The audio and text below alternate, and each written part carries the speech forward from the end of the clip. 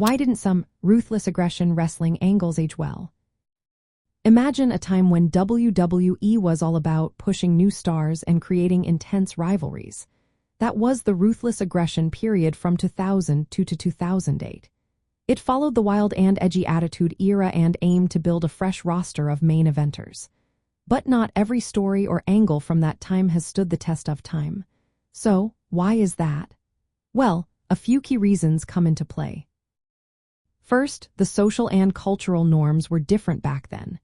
Some storylines included stereotypes or themes that now seem insensitive or even offensive. For example, some characters were portrayed in ways that modern audiences find inappropriate.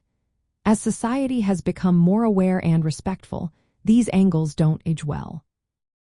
Second, the storytelling style during this era was often simple or repetitive. Many rivalries followed predictable patterns. The bad guy would insult the good guy, they'd fight, and then it would repeat. As fans started craving more complex, character-driven stories, these older angles felt shallow or stale. Third, the focus was heavily on physicality and spectacle. While the matches were exciting, some storylines lacked depth or emotional connection. They often relied on violence or over-the-top moments instead of compelling narratives. When viewers look back, they see angles that didn't have a lot of substance beyond the fight. Fourth, the brand split created some issues. WWE divided its roster into separate shows, which meant some storylines didn't get enough attention or follow-up. This led to angles that felt rushed or incomplete. Without consistent development, they lost their impact over time. Fifth, fans became more knowledgeable about how wrestling works. They understood that storylines are scripted.